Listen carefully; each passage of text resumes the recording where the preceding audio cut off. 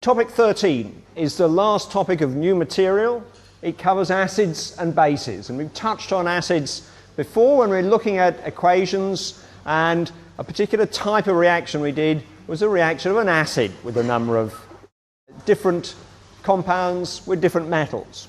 I want to go into acids a little bit more in detail and look at definition of acids and bases first, and then introduce the concept of a conjugate pair, a conjugate acid-base pair. I want to look at the difference between what we call strong and weak acids, and that's a very specific set of terms, strong and weak, in chemistry, and then the ionization of water, the role of water in all acid-base reactions, followed by introducing the pH scale, and then showing you a little bit about how indicators work.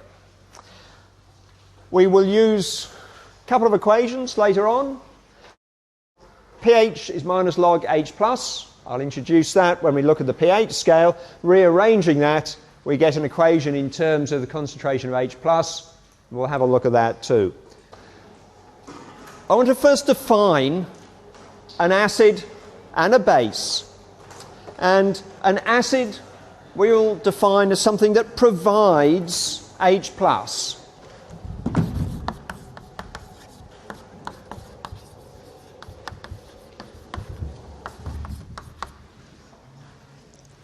Or something that donates H plus. And conversely, a base accepts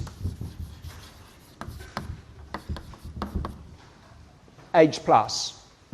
So that if we have a reaction, for example, between H plus and OH minus to form water, then the OH minus is acting as a base, accepting the H plus. And very typically, the hydroxide ion is a strong base that is very commonly used in chemistry. Now, in all cases, the acid-base reactions that we're concerned with occur in aqueous solution, occur in a water environment, so that the role of water is often quite central to the whole acid-base question. And if I take something like nitric acid, formula HNO3, I can imagine that in water I could write an equation whereby the nitric acid donates an H plus to the water molecule accepts an H plus. We'll have something that I might formulate as NH as H3O plus, and the counter ion is NO3 minus. I mentioned when we first came across acids that a single proton on its own is going to have an incredibly high charge density, because what we have is just, if you like, a naked nucleus containing a single proton. We've stripped the electron from a hydrogen atom away. It requires a remarkable solvent such as water that will then interact and solvate it, and we have the relatively negative ends of the water dipole moment interacting with the H plus in solution. By way of suggesting that water is of pivotal importance in acids and bases, we often formulate the acid part as H3O plus to remind us that there's water present. Of course, the actual fact is that there's far more water molecules associated with each H plus cation than just a single water molecule. There's likely to be a whole sheath, 20, 30, 50 perhaps water molecules associated with a single H plus. But we can hint at this by writing H3O plus, and you'll find that in books, and you'll find that I'll do it, tutors will do it, using H3O plus and H plus pretty much interchangeably to mean an acid, the presence of H plus in water. Well, what happens when I have an equation like this. In this case, the nitric acid is acting as an acid, as you might expect. In this case, water is acting as a base, accepting a proton. And we'll find that in all cases, where there is an acid, there's also a base. In the same way that with redox reactions, you have a reduction and an oxidation occurring simultaneously. In these sort of reactions, we can define an acidic species and a basic species that are interacting with one another. We can ask ourselves, what is the relationship between, say, nitric acid and the nitrate ion? And these are what we call a conjugate pair. The nitrate ion is the conjugate base of nitric acid.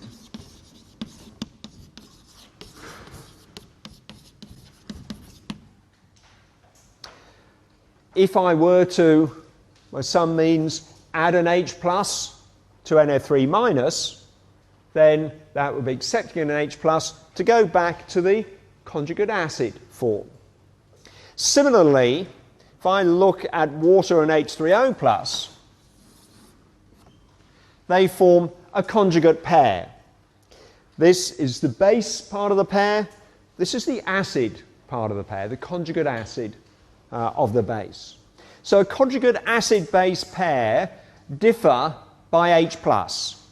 So if I look at the formula, then there's a change in the number of hydrogen atoms in the formula, and there's a change in the charge of the species. And we define it very specifically as a single H plus separates a conjugate acid-base pair. So if we look at another acid, and this one I'm going to refer to as a diprotic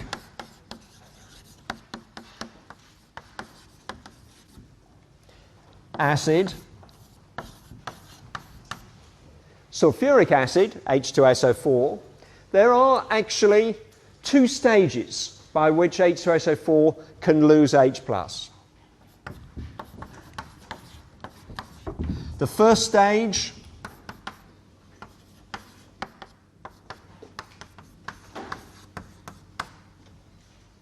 I lose a single H plus to give me the conjugate base of sulfuric acid,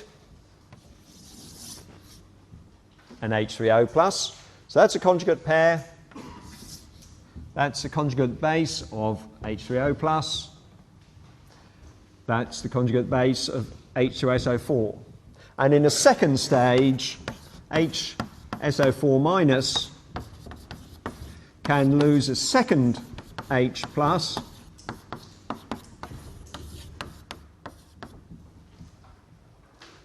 to give me SO4 2 minus. And the relationship between those two species is that they're conjugate acid-base pair. And similarly, we have a conjugate acid-base pair again for H2O and H3O plus. So, while the overall reaction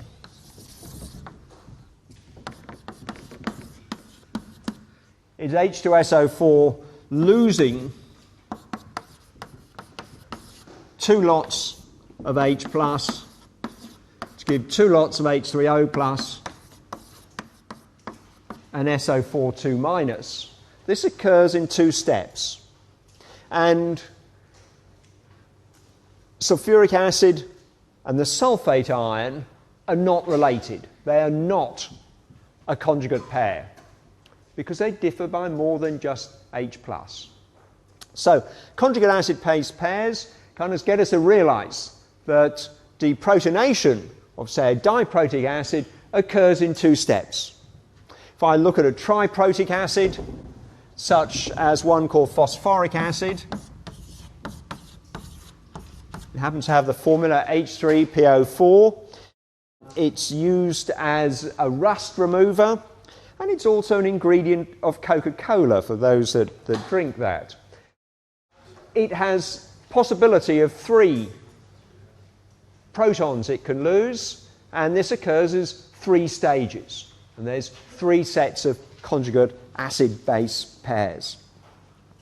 Okay, and the examples of nitric acid and sulfuric acid that I've given are actually what we call strong acids. And I'd like to try and introduce the concept of strong and weak.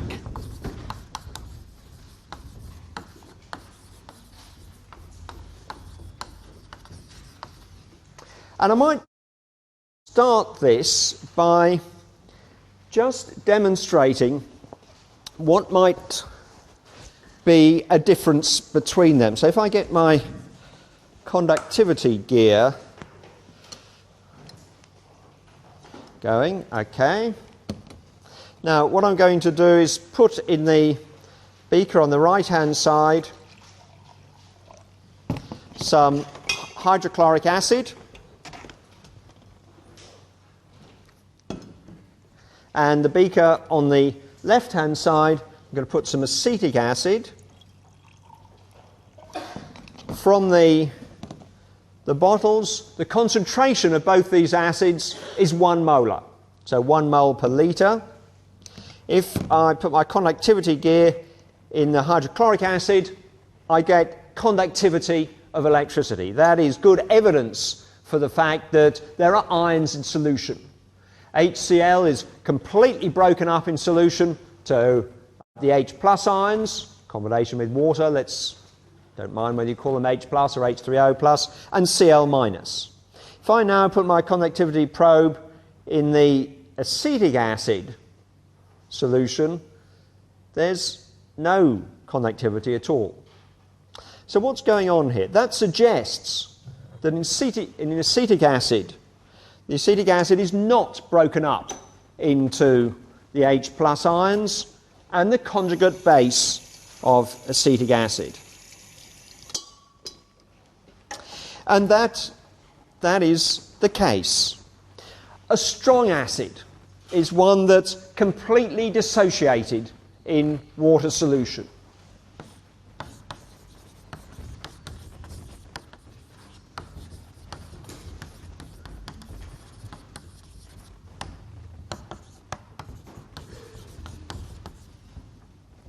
And an example of that then is HCl, which in water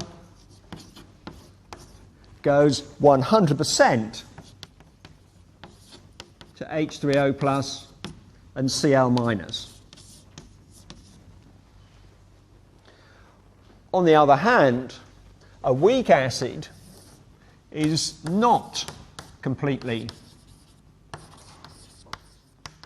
dissociated.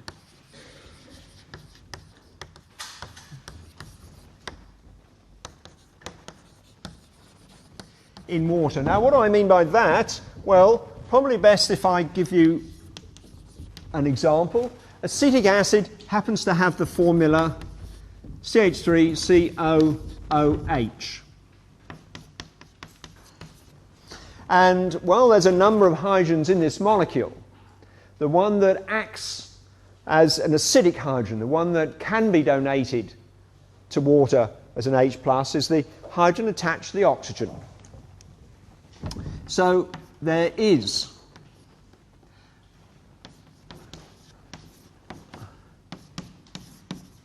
a possibility that we can get H3O plus and CH3COO minus. And this acetate ion, as is its correct name, is the conjugate base of acetic acid. Conjugate acid-base pair. Now, not all reactions go 100% in one direction. We looked at percentage yield calculations on Monday afternoon and saw that often we got less product than we expected. And there are some reactions which can actually go in both directions, so that if I were to start off with mixing these two together, they could react to form these two. And where we have this situation, we call it an equilibrium. A reaction that can go in both directions, and we indicate that by an arrow pointing in both directions. Now, in the case of a weak acid, we have an equilibrium situation. We don't have the acid completely broken up into the appropriate ions, but we have a balance. And where that balance is depends on which acid we choose. In the case of acetic acid, there are not enough H3O plus ions or acetate ions to conduct a current of electricity that can be seen from my rather crude apparatus. That might suggest, be right, that the balance of this reaction is on this side of the double-headed arrows. And that would be the case. With equilibrium, in chemistry, it's a dynamic process. It can go in both directions. And if I do something to, for example, remove the H+, then I can draw the equilibrium from the left-hand side to the right-hand side. Well, look, how might I be able to sort of prove what's going on here? What I've got is 1 molar HCl and 1 molar acetic acid. So a strong acid and a weak acid there. And in these balloons, I'm using kind of rubber band and sticky tape technology again, I've got some magnesium metal. We saw when we were looking at balancing equations that acid reacts with an active metal to give a salt and hydrogen gas. And if I now put the metal into that acid, we'll see what happens. And what I want you to see is that in the strong acid, things are happening much faster to start off with. And the reason for that is because in a strong acid, the material is completely broken up into the conjugate base and H3O plus ions, so there's lots there to do the reaction. It happens quickly. In the weak acid, there are not so many H3O plus ions, and so the reaction occurs very slowly. But as the reaction does occur, then more of the acetic acid will dissociate to give more H3O plus, and slowly, bit by bit, I'll end up with the same result. So, look, I'll leave these going. I hope, we'll see what happens, I hope that in the end we'll have balloons of approximately the same size, indicating that the reaction has gone to completion. I was trying to think of a way of demonstrating the difference between weak and strong and dilute and concentrated. Dilute and concentrated is associated with an amount, how many moles in a litre, for example. Weak and strong depends very much on the chemistry, whether the reaction is a 100% reaction or whether it's a balance.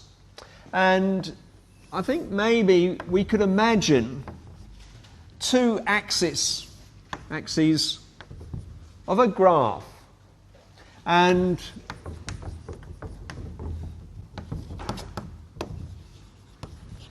on one axis we have the nature of the acid, whether it's weak or strong, and on the other we're associated with the amount of the acid, whether it's dilute or concentrated. And an example of a concentrated acid might be something that has, for example, 10 molar, 10 moles per litre. Example of a dilute acid may be something where we have 0.001 moles per litre. That's kind of mucking up my graph, really, isn't it? So how about I put the 10 molar there. So concentrated and dilute refer to the amount present. Weak and strong refers to the degree of dissociation. So strong is 100% dissociated,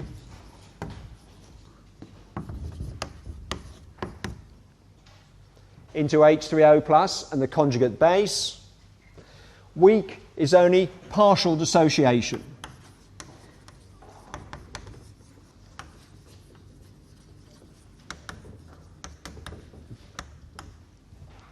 into H3O plus and the conjugate base. Now there's a whole lot of weak acids. Acetic acid is one of them, and that we might put it somewhere on our graph around about this level, and we can have 10 molar acetic acid, or we could have 0.001 molar acetic acid. So we can have a a concentrated weak acid, a dilute weak acid. Similarly, we can have a concentrated strong acid or a dilute weak acid. In fact, we can be anywhere in this graph. This would suggest that I have something that is up at, let's say, 5 molar in concentration, but is still a weak acid. Perhaps it's hydrofluoric acid, something like that. Acetic acid, my 1 molar acetic acid might occur somewhere here on this diagram. My hydrochloric acid or nitric acid will be right down in the strong region. So what are the strong acids? Well, there are actually only 6 strong acids, whereas there's literally hundreds of the weak acids.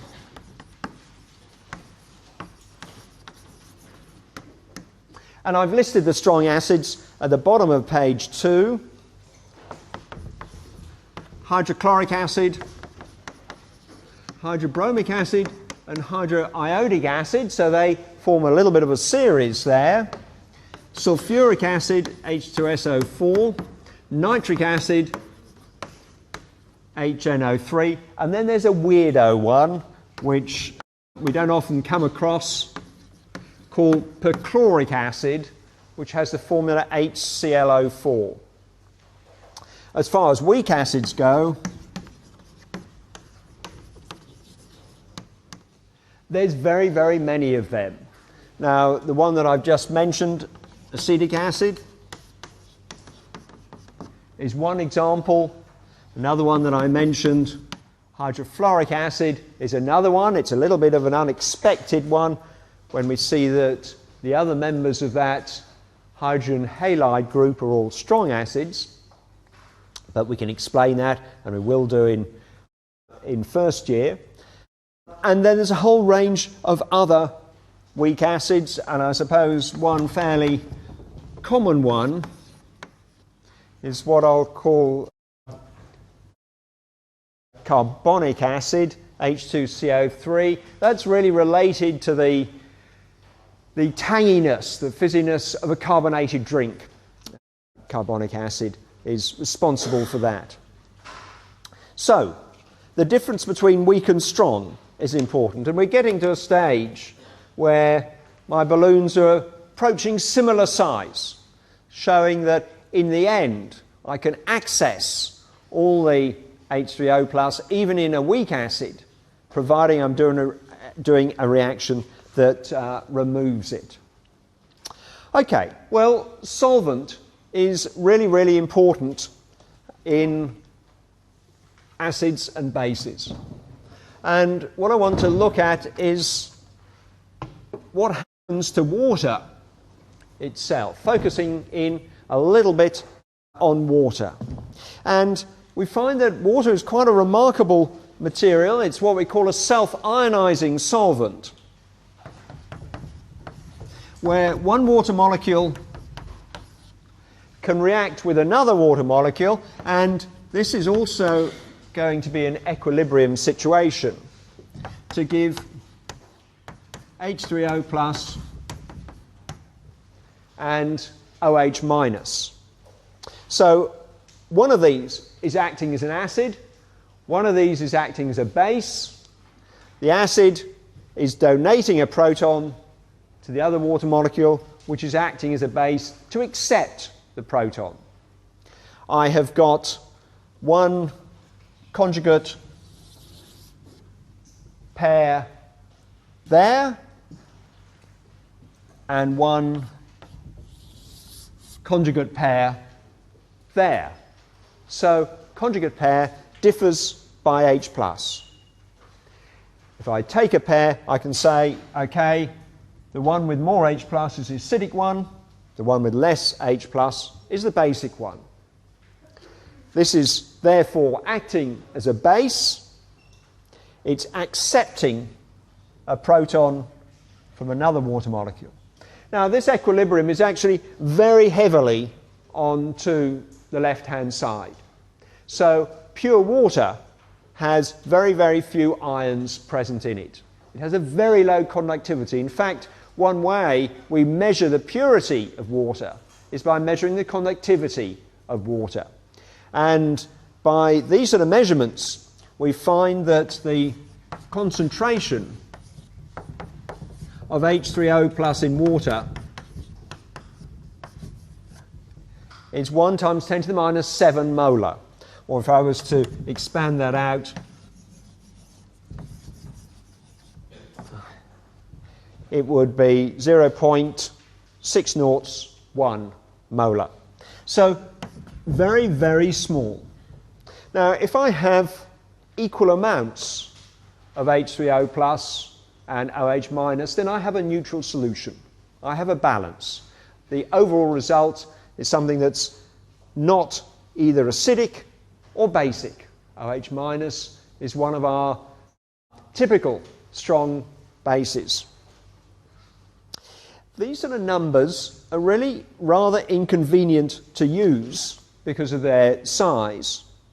And as a consequence of that, then we introduce the pH scale, which enables us to take these rather cumbersome numbers and get them to an almost integer form.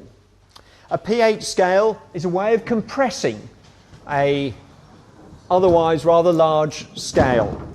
The pH is defined as minus log of the H plus or H3O plus concentration. We basically use the P bit to indicate minus log. It's kind of a function. It's like the multiplication function on your calculator, except for if there were a button called P, what it would do is take minus log of the number.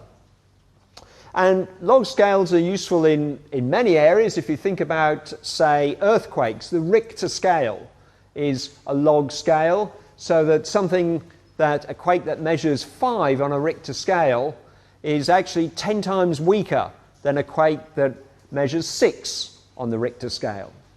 And similarly in acids and bases, if we look at concentration, a 10-fold difference in concentration leads to a 1 unit difference in the pH scale. Now, how does this work? Let me do an example of this in a moment, but let me start, well, perhaps I'll start with this example. In pure water, pH is minus log of the H3O plus, and I've told you that the concentration of H3O plus is 1 times 10 to the minus 7 molar. So log of 1 times 10 to the minus 7 is minus 7. Minus log gives me a value of plus 7. And in water, we say the pH is 7. So a neutral solution has a pH of 7. Now what we find is that if we have more H plus than 10 to the minus 7 molar, that's an acid solution. As a consequence of that, the pH is a figure that's smaller than 7. Let me do you a couple of examples, and I'll take the examples on the bottom of page 4, and starting off with example 1, it says calculate the pH of a 0.10 molar solution of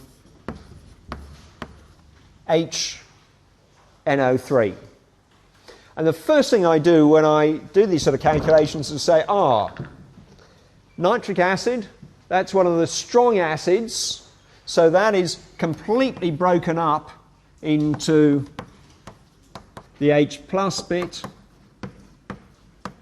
and the conjugate base bit. So if I start off with a 0.1 molar solution, then what is actually present in that solution is a concentration of H plus ions of 0.10 molar.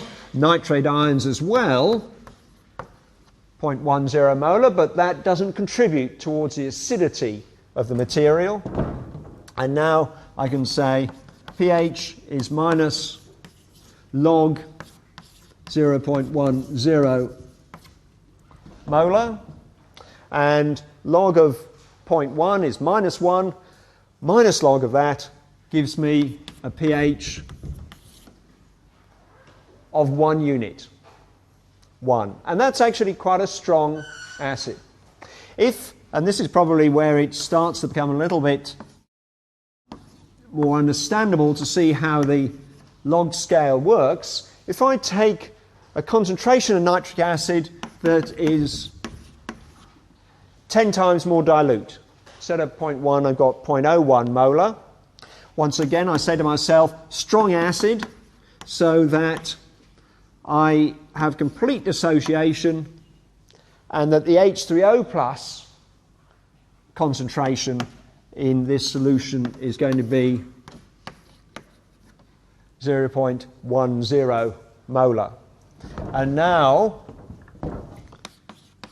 pH minus log 0.01 molar gives me a pH value of 2. And if I took less convenient numbers, took a concentration of say 0.015, then I'd work it out and I get a non-integer answer. It would be perhaps 1.7, something like that. What I can see, however, is a tenfold difference in concentration gives me a 1 unit difference in the pH scale, and that's what the log bit does. I can go the other way as well. If I have, for example, and this I'll use, for this I'll use example 4. If I'm told, if I measure a solution of nitric acid with a pH of 3.4, I want to calculate the concentration of hydrogen ions in solution. Now, two ways you can do this. You can use your calculator to punch in H plus equals 10 to the minus pH. H plus is 10 to the minus 3.4. If you're a little bit more old-fashioned like me, the way I think of this is starting off by remembering just one equation, and that is the pH is minus log H plus, and then I start to put the figures in. I say, okay, I've got 3.4.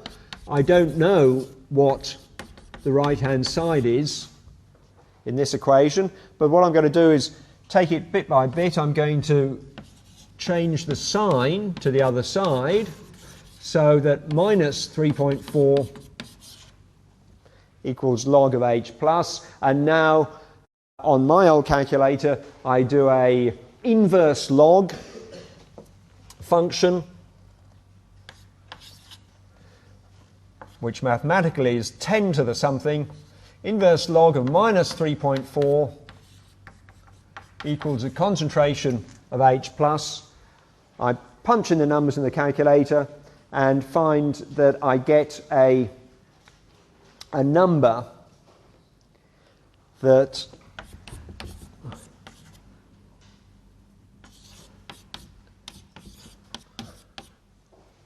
is 4 times 10 to the minus 4 molar. Okay. So we can go both ways. We've got instruments that measure pH. We can, from that, work backwards to get the H plus concentration if we want. Now, let me just take a pause from this and show you something. And you can see that my weak acid balloon has caught up with a strong acid balloon. what I want to just mention, it's not something that I'm going to go into the chemistry with, and in fact it's something you'll do in the regular semester. But very often, actually, we don't want the pH to change very much. What I've got in these beakers is a solution of water with an indicator in it. Now, this indicator goes a different colour when we add an acid or a base. In fact, the colour range that we have is indicated there. So we're starting off at, well, they're not quite exactly the same colour. This is pH 7. That's completely neutral water, ordinary tap water. This is just a widget under, oh, close, just a little bit under 7. But it is what we call a buffered solution. And in a buffered solution, there we go. In a buffered solution, there's a particular set of chemical reactions. In fact, they're equilibrium reactions, like the weak acid one, which have the ability to absorb H plus from an acid or OH minus from a base and not change the pH. So let me take some hydrochloric acid, this is 0.1 molar, strong acid. If I add it to my water solution, I end up obviously diluting the acid, but the colour changes. If I look at my chart, it's headed way up to the acid region. We're up at, well, probably a more acidic solution than pH 5 even. If I add the same amount to my buffer solution, nothing happens. The pH remains the same. OH minus is a typical base. If I add some sodium hydroxide to water, the pH changes markedly. The scale moves towards a higher number, and purple, that indicates, well, probably a little bit beyond this chart. I would say it may well be up around about pH 12. Add it to the buffered solution and more to the buffered solution, and nothing's happening there. We actually use buffer solutions extensively in human physiology, in fact in all physiology, because we don't want the pH of various bits of our body to change very much. So they are all, our blood, even the acid in our stomach is associated with a particular pH range, which the body works very hard to maintain that range. It's what we call a buffer solution. Now what we find, and I need a bit of a clear blackboard for this, so I'll go over here. We find that if I have a pH that is less than 7, it's going to be an acid solution. A pH of greater than 7 is going to be a basic solution. So the pH scale runs basically from 0 to 14. pH of 7 we've seen is neutral, and an H plus concentration of 1 times 10 to the minus 7. A pH of less than 7 is an acid solution, and a pH of greater than 7 is a basic solution. So we've looked at how we've done a calculation for determining the pH of an acid solution, or at least a strong acid solution.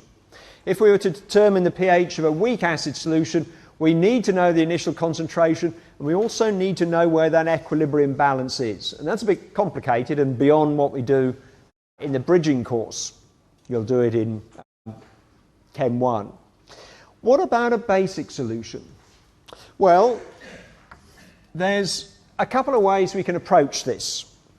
There is one way that's illustrated in the book, and that's a very rigorous way that always works. And I want to show you an alternative way. And it depends on the fact that in all cases, there is a balance between the H3O plus and the OH minus in solution by virtue of the special nature of water. If H3O plus goes up, OH minus goes down, and vice versa. We find that overall, the concentration of H3O plus times the concentration of OH minus equals 1 times 10 to the minus 14. And it's a particular value. So if we know one, we can calculate the other. How does this work? Well, let me do an example. Let's take example 5, calculate the pH of a 0.1 molar solution of sodium hydroxide. Sodium hydroxide is a strong base. It's completely broken up in solution, so the OH minus concentration is 0.10 molar. So how on earth can I calculate a pH of that? Because my definition of pH is that it's minus log of H plus, and I don't have any H plus obviously here. I can do it two ways. In the book it says, okay, we now know what the OH minus concentration is, so we can put it into this equation. H3O plus times 0.10 equals 1 times 10 to the minus 14, and hence we can solve for H3O plus and then put that into the equation pH equals minus H plus. The other thing you can do, and it's the way that I tend to do it, is use another expression, POH, which is minus log OH minus. Remember, the P just means minus log, in combination with an expression that says pH plus POH equals 14. And those mathematicians among you can see how you could derive that from that very bottom equation. Well, how does this work? In my example 5, I've got an OH minus concentration. So in this case, my POH is going to be minus log 0.10 molar. That comes out to be 1.0. pH equals 14 minus POH. So I can say, therefore,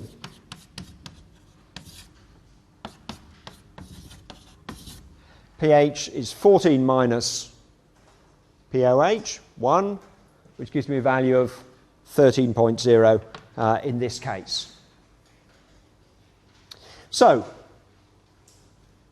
calculating pHs of basic solution, you need to be able to in some way find out about H3O plus. You can either do it directly, or you can use a slightly different method, but analogous method. The reason we go for this sort of slightly roundabout approach is that way we can put the concentration of bases on the same scale as the concentration of acids. So we have the one pH scale. We don't have two separate scales, one for acids, one for bases. So the single scale, which happens to be useful. Now, I've mentioned before that you can get instruments, a pH meter, that tells us the pH as an electronic readout. You can also use what we call an indicator, and I just want to finish up by showing you an example of a couple of indicators. And an indicator changes colour at different pHs. Now what I have is a series of solutions here of different pHs. In the right-hand beaker, I've just added some sodium hydroxide. At least I think I added sodium hydroxide. Well, some is good, more is better. Let's add some more. So that's definitely sodium hydroxide in the right-hand beaker. I've got some sodium carbonate here, which is a weak base, but not quite as weak as sodium hydrogen carbonate. This is washing powder. This is sodium bicarbonate. I need a beaker with just water in it. And I need a beaker with some acid in it, hydrochloric acid. And my indicator that I want to show you is actually red cabbage juice. If you don't believe me, come and smell it. Very distinctive smell, but it contains a number of coloured compounds. In neutral conditions, it's sort of purplish. Acid conditions, it's red. It goes to a bluey green when it's slightly basic, when the pH is around about 8.5. More basic pH, looking at about 10, is green. A very basic solution, it will go yellow, but it'll take just a moment or two to go yellow. So an indicator is a material that has a different colour at different pHs, and we can use it in order to very quickly determine the pH of a solution, quickly and cheaply. Now there is a material, universal indicator, that we use a lot in the lab, and I want to actually use a bit of that now. And this chart is a chart for the colour change of universal indicator. They don't actually make it out of red cabbage juice, but they could do. You can see the strong base is going a yellow colour there. I have got some quite pure water, or very pure water here, with universal indicator in it, which is suggesting that it is just a little bit on the acid side of 7. Maybe I'll just add a little bit of base there and give that a stir. Just made it a little bit basic. I need to make that a little bit more acid. So what I thought I would do is add some carbon dioxide. This dissolves to give carbonic acid, which is a weak acid. And as the acid is produced, we go through the colour range to form the acid colour. Now let me give you some sodium hydroxide. Let's go back to a nice basic purple colour. See it go through neutral and towards the acid colour, and I can keep on doing this as the carbon dioxide dissolves. And this is all what science is about. It's smoking up lighting. So the white stuff you see is actually just the water vapour, the moisture in the atmosphere condensing with the cold sodium hydroxide, the cold steam from the carbon dioxide, the dry ice. And this is a good kind of rainbow experiment. I've run out of sodium hydroxide there. But you get the idea of how an indicator can work. Okay, look, that's it for me. I hope you've enjoyed the bridging course. I hope you enjoyed Chemistry 1. And look, don't forget that if you have questions, ask your lecturer. You can always come and ask me as well. Enjoy it, and thank you. Thank